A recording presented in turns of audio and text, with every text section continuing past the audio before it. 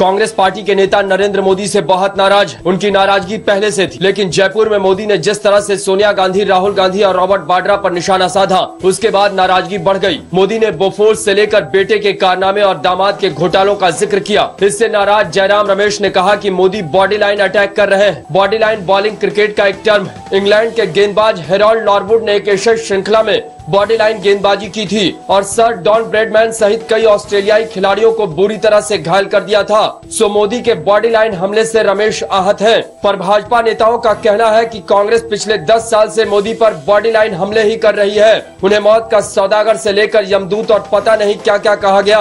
अब जब उन्होंने बॉडी लाइन हमला शुरू किया तो कांग्रेस के नेता परेशान हो गए। कांग्रेस के एक और वरिष्ठ नेता मनीष तिवारी ने मोदी की ABCD पर हमला किया, लेकिन खुद एक नई वर्णमाला पढ़ाते हुए कहा कि मोदी के लिए F फॉर फेक एनकाउंटर और G फॉर जिनोसाइड होता है। दिग्विजय सिंह तो इतने नाराज हो गए कि उन्होंने यह प्रमाण पत्र जारी कर दिया कि मोदी ने अब तक कोई बड़ा काम नहीं किया है और मीडिया ने उन्हें महान बना रखा है।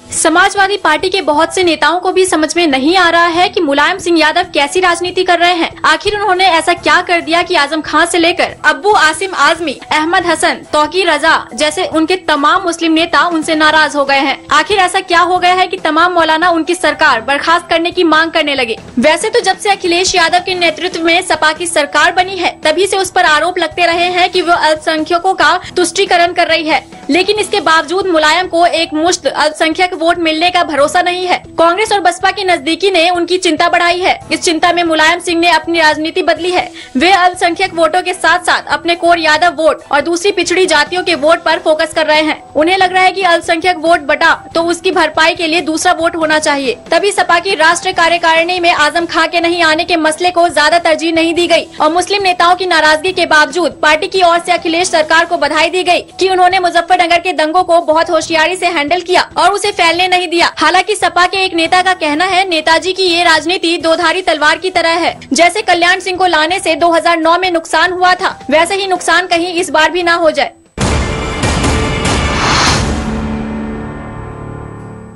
कोयला खदान आवंटन की गायब हुई फाइलों के मिलने की उम्मीद अब खत्म हो गई है। इस्पात मंत्रालय और ऊर्जा मंत्रालय के अधिकारियों ने हाथ खड़े कर दिए हैं। बताया जा रहा है कि निवेश संवर्धन बोर्ड ने कोयला मंत्रालय को बता दिया है कि उसके पास कोई फाइल नहीं मिल रही है। ध्यान रहे, इन सभी विभागों के अधिकारियों के साथ मीटिंग करके कोयला मंत्री श्री प्रकाश जायसवाल ने उन्हें फाइलें खोजने का निर्देश दिया था। जायसवाल के अपने कोयला मंत्रालय के अधिकारी पहले ही हाथ खड़े कर चुके हैं। तभी अंदाजा लगाया जा रहा है कि जो फाइलें नहीं मिल रही हैं, वो स्थायी रूप से खो गयी। लेकिन सवाल है कि अगर किसी मंत्रालय या विभाग में फाइलें नहीं मिल रही हैं, तो कोयला मंत्रालय FIR क्यों नहीं दर्ज करा रहा है? सुप्रीम कोर्ट ने उसे मुकदमा दर्ज करने को कहा है और खुद जायसवाल ने 10 सितंबर तक की समय सीमा दी थी। उन्होंने कहा था कि अगर 10 सितंबर तक फाइलें नहीं मिलती हैं, तो मुकदमा दर्ज किया जाएगा, लेकिन वे ऐसा नहीं कर रहे हैं। कोयले की गुम हुई फाइलों की तलाश CBI को सौंपने से पता नहीं क्यों घबराहट है, लेकिन मुश्किल यह है कि अगर सरकार ने जांच CBI को नहीं सौंपी तो सुप्रीम कोर्ट सौंपेगी और तब ज्यादा मुश्किल आएगी।